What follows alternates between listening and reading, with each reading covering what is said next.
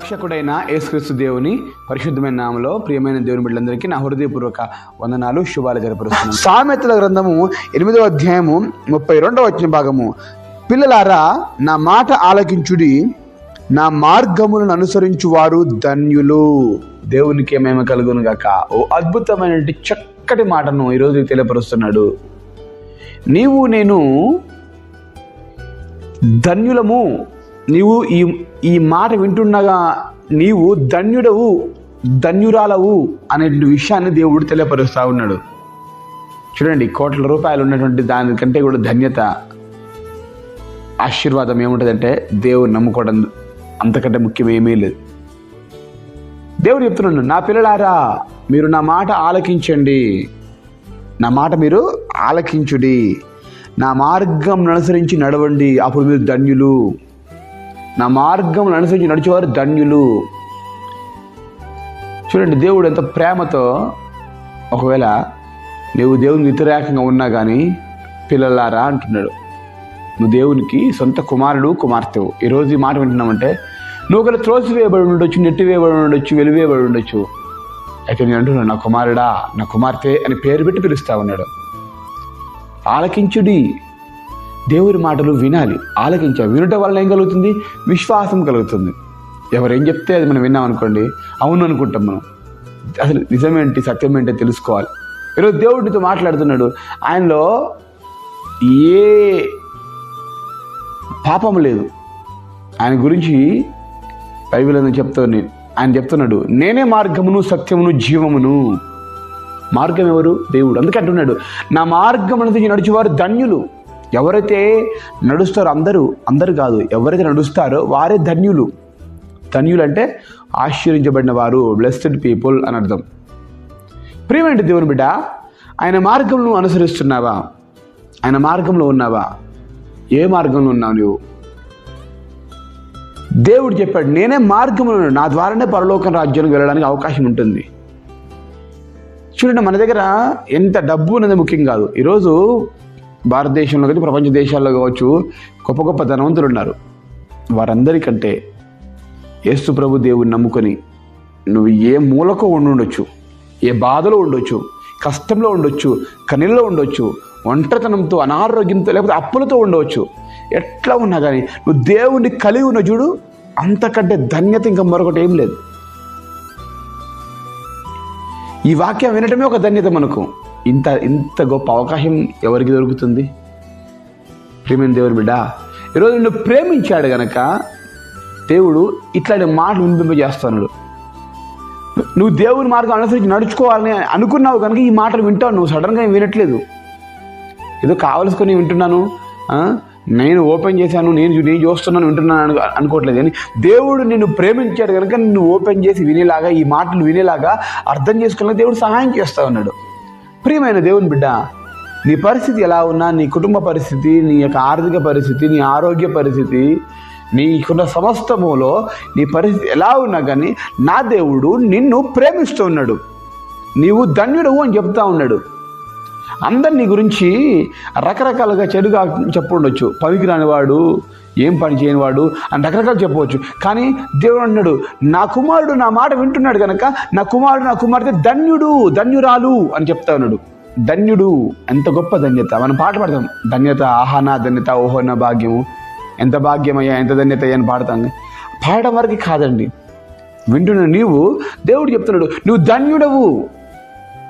ఇంతకంటే ఈ భూలోకమందు ఏం కావాలి? ఒకవేళ మనకు ఉన్నటువంటి సమస్యలు విడుదలకైనా కాకపోయినా కానీ దేవుడు అంటున్నాడు, నువ్వు ధన్యుడవు.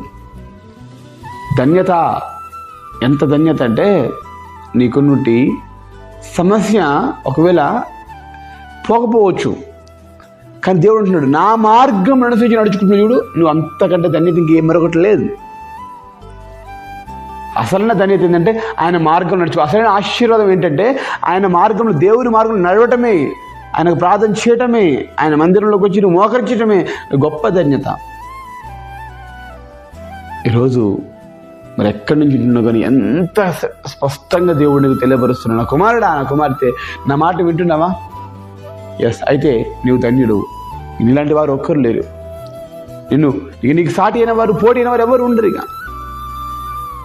నువ్వు సమస్యల్లో ఉండుండొచ్చు, కానీ ఈ మాట విన్నటువంటి తర్వాత నేను నా దేవుని మార్గం నడుస్తున్నాను కనుక నా దేవుడు నన్ను హెచ్చిస్తాడు, నన్ను ఇలాగే ఉంచాడు అని నువ్వు వాక్యాన్ని నమ్మి ముందు సాగితే ఆటోమేటిక్గా నువ్వు ధన్యుడో గనక నువ్వు ఏం చేస్తే అది దేవుని చిత్తమైనట్లయితే నువ్వు ఎక్కడ పోయినా కానీ అక్కడ దేవుడికి విజయాన్ని కలగజేస్తాడు, అక్కడ నీ పని సక్సెస్ చేస్తాడు దేవుడు.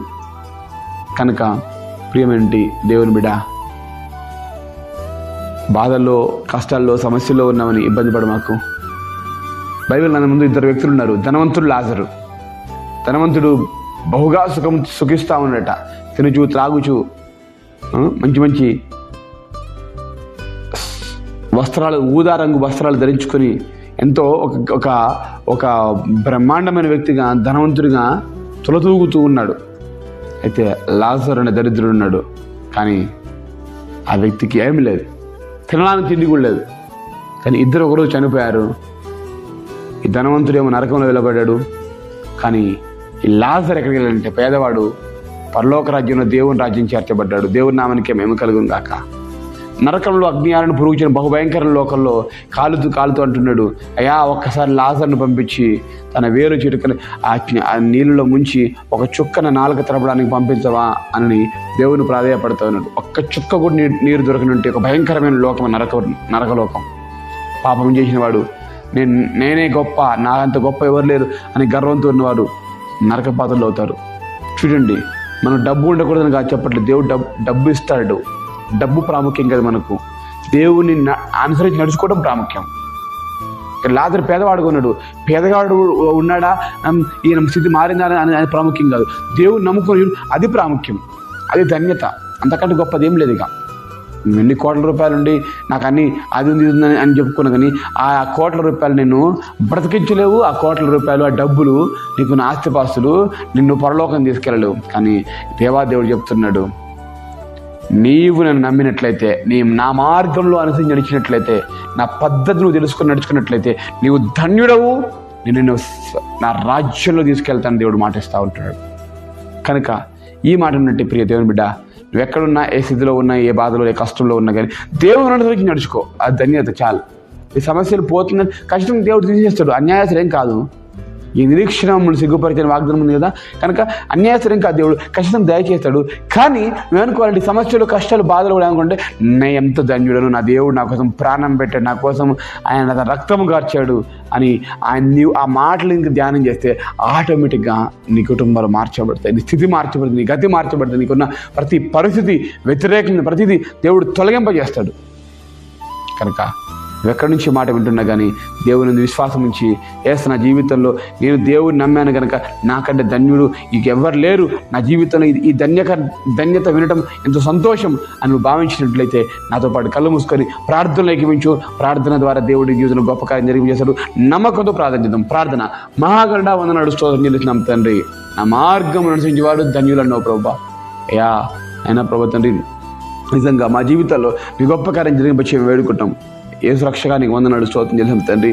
ఒకరు మేము తప్పు మార్గంలో ఉంటే క్షమించండి, నీ మార్గంలో మీకు వచ్చినట్టుగా సహాయం తెచ్చి మేము వేడుకుంటాం ప్రభా. దాని ద్వారా వచ్చే ఆశీర్వాదింపుల సహాయం, నీ మార్గం అనుసరించి వారు ధన్యులన్నావు ప్రభా తండ్రి. నిజమే ప్రభా, నీ మార్గాల్లో నడవడానికి సహాయం తెచ్చి, లోకస్తుల మార్గం ప్రభా మమ్మల్ని ముంచి వేస్తుంది, లోకస్తుల మార్గం ప్రభా మమ్మల్ని తండ్రి నాశనం చేయాలని చూస్తుంది. కానీ నీ మార్గము పరలోక రాజ్యానికి వెళ్ళండి మార్గం కనుక ఆ మార్గం వైపు మేము చూస్తూ ముందే సహాయం తెచ్చి వేడుకుంటాం. రక్షించండి, కాపాడండి, స్థిరపరిచి, బలపరిచి, లేవంతా ఆశ్రయించిన మహిమా ఘనత పొందుకోమని మమ్మల్ని తగ్గించుకుంటూ మీ నామని ఇచ్చిస్తూ ఎవరైతే కష్టం, నష్టాలు, బాధలు, సమస్యలు, రోగంతో, అనారోగ్యంతో, అప్పులతో, ఇబ్బందులతో ఉన్నారు తండ్రి, వారి జీవితంలో నీ గొప్ప కార్యం జరిగింపజేసి మీరు మాత్రం మహిమ పొందమని నజరేయుడైన యేసు నామములో కృతజ్ఞతతో అడిగి వేడుకొని పొందుకొంచున్నాం మా ప్రియ పరలోకమందున్న తండ్రి.